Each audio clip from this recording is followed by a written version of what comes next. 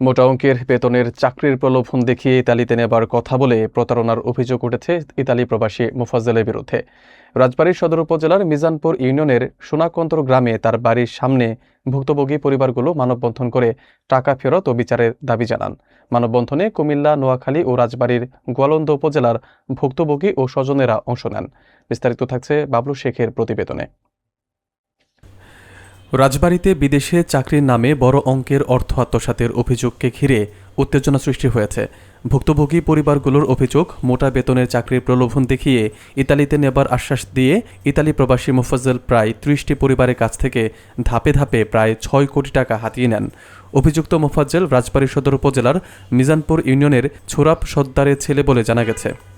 ভুক্তভোগীর দাবি, দীর্ঘদিন অপেক্ষার পর সালিশি বৈঠকের মাধ্যমে মোফাজ্জল ও তার সহযোগী তোফাজ্জল টাকা ফেরত দেওয়ার প্রতিশ্রুতি দিয়েও তা বাস্তবায়ন করা হয়নি। বরং টাকা ফেরত চাইলে ভুক্তভোগীদের ভয়ভীতি দেখানো হয় এবং হত্যা হুমকিও দেওয়া হয় বলে অভিযোগ করেন তারা। এরই প্রতিবাদে রাজবাড়ী সদর উপজেলা মিজানপুর ইউনিয়নের সোনাকন্দর গ্রামে মোফাজ্জলের বাড়ির সামনে মানববন্ধন অনুষ্ঠিত হয়। মানববন্ধনে কুমিল্লা, নোয়াখালী ও রাজবাড়ী গোয়ালন্দ উপজেলার অর্ধশত ভুক্তভোগী ও তাদের স্বজনেরা অংশ নেন। এ সময় সংবাদকর্মীরা কথা বলতে গেলে মোফাজ্জলের পরিবারের সদস্যরা বাড়ির গেট বন্ধ করে দেন এবং পরিস্থিতি এড়িয়ে যান বলে জানা যায়। এদিকে টাকা লেনদেনের বিষয়টি সত্য বলে নিশ্চিত করেছেন মিজানপুর ইউনিয়ন পরিষদের সদস্য সাজু মেম্বার। পরিস্থিতি শান্ত রাখতে পরে রাজবাড়ী সদর থানা পুলিশের একটি দল ঘটনাস্থলে গিয়ে পরিবেশ নিয়ন্ত্রণে আনে। মোফাজ্জলের ভাই তুফাজ্জল বাংলাদেশে আছে, এগুলার লেনদেনের সাথে জড়িত।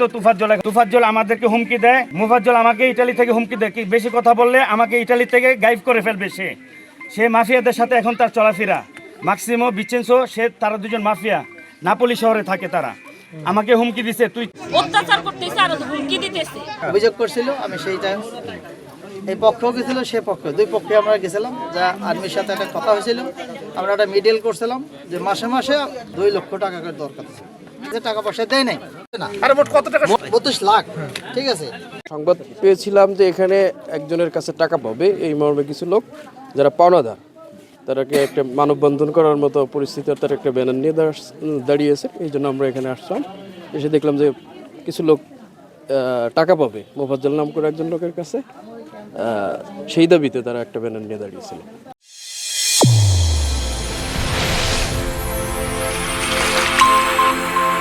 চ্যানেল A1 হৃদয়ের স্পন্দন।